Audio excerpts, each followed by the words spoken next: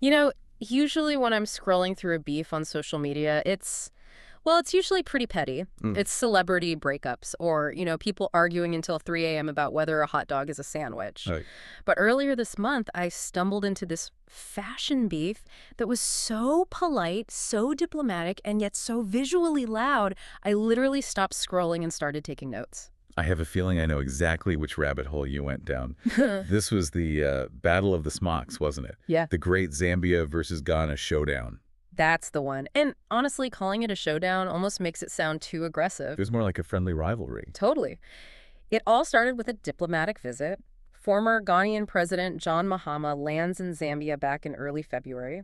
Okay. He steps off the plane looking very dignified, wearing his traditional fugubu. This really distinct, striped, heavy smock. Yeah, it's iconic in Ghana. Exactly. And the Zambian internet just kind of erupted. And not entirely in a supportive way, at least at first. No, that's the thing. Some Zambian users, and maybe they just weren't familiar with West African styles, they jokingly called it a blouse. Ouch. Yeah, saying things like, "Why is this statesman wearing a blouse?" Which, rightfully, did not sit well with the Ghanaians. I can imagine. I mean, the fugu is a source of immense national pride in Ghana. Oh, absolutely. So the Ghanaians flooded the timeline defending the fugu, posting all these photos of their leaders looking powerful in it. And then the Zambians retaliated. They did, but they didn't retaliate with insults. They retaliated with their own wardrobe. They started posting these incredible photos of their own heavy hitters. Yeah. The Siziba for men and the Musisi for women. It's a classic internet pile-on. But what makes this specific deep dive so fascinating is that it didn't just stay on Twitter.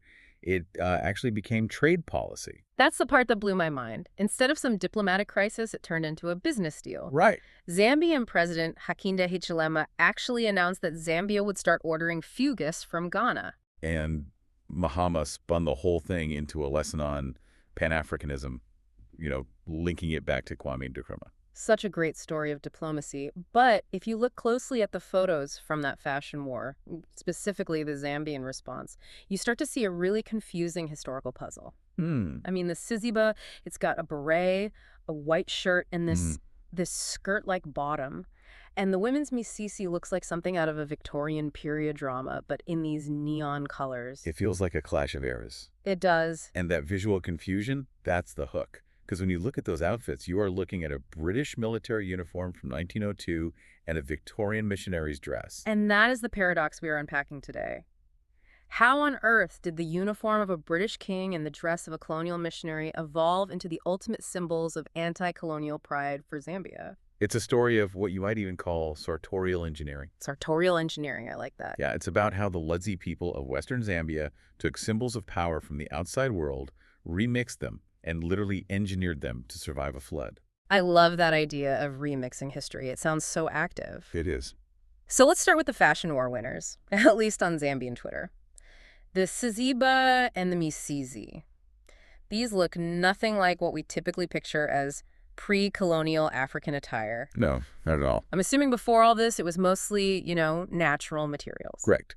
Originally, the Lozi people, who are actually a collective of about 38 different ethnic groups in the western province, wore animal skins known as liba. Okay, so bark cloth hides. Exactly. Yeah. Things you could source locally from the land. Yeah. But the Siziba, the men's outfit, has a very specific birthday. We can actually trace it back to the year 1902.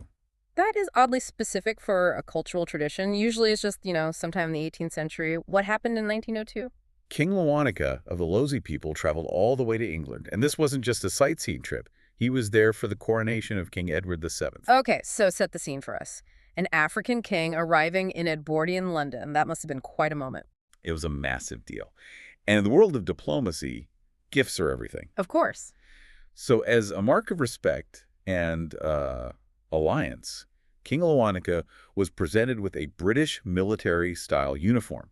The King Edward uniform gold braiding, high collar, very structured. So the absolute height of British imperial authority at the time. You got it. So he brings this high-status British gear back to Byatslan, Western Zambia. He does.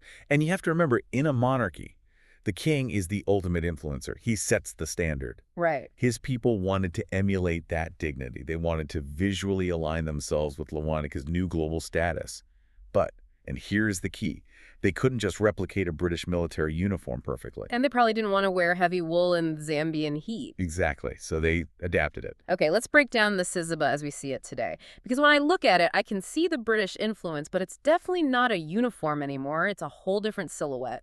You can spot the remnants if you know where to look. The white shirt is standard, very British formal, and you have long stockings. The stockings always throw me off. It feels very, I don't know, very Gulf. Well, they're a direct callback to that breeches and hose European style from the turn of the century. Yeah. But then you get the defining feature, the Siziba base itself.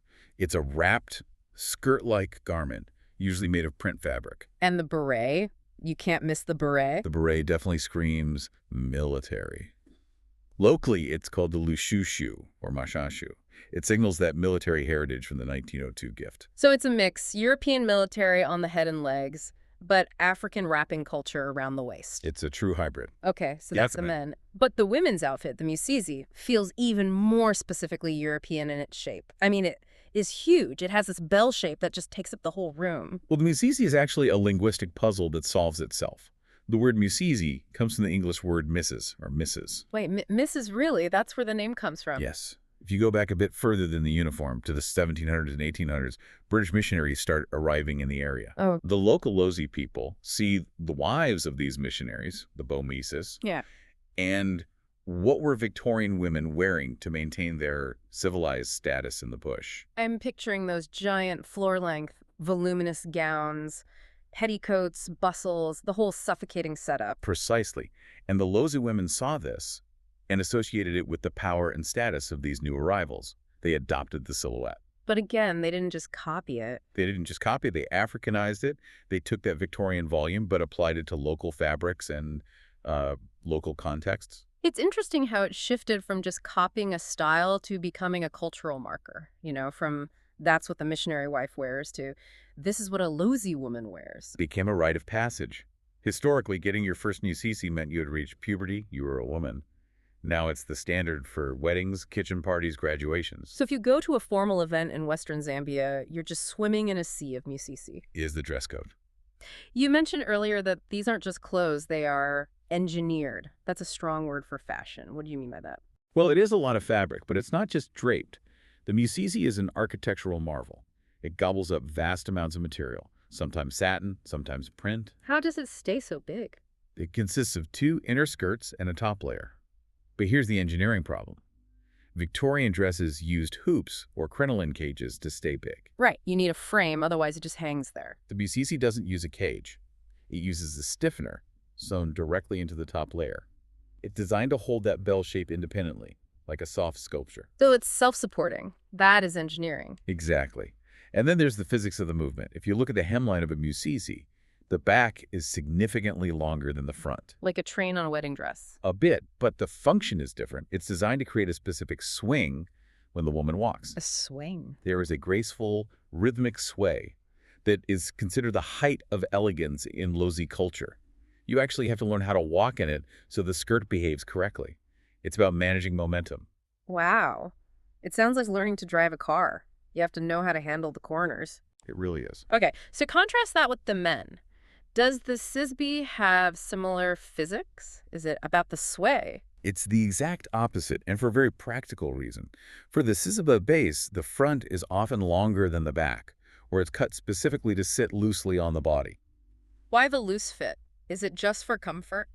Think about where these people live. The Lozi are the people of the floodplain. Right. Their biggest cultural event involves a massive barge. The men are paddlers. You need to be able to move your legs, to dance, and specifically to paddle a boat for hours. Oh, I see. If the back were long and heavy like the women's dress, it would get caught under you on the seat. Precisely. The women's dress is designed for walking and looking regal on land. The men's outfit is designed for labor on the water. Form following function. The Siziba is technically aquatic wear, in a way. Now, we can't talk about these clothes without talking about the fabric itself, because they aren't making these out of Victorian heavy wool anymore. They're using chitenge. Or kitenge, yeah, depending on where you are. This is that vibrant wax print cotton that the rest of the world points to and says, that is African fashion. But the source material throws a curveball here too, right? Because my understanding is that chitenge isn't originally African either. It is not. And this is another layer of global trade history that gets woven into the garment. The technique is originally Indonesian batik.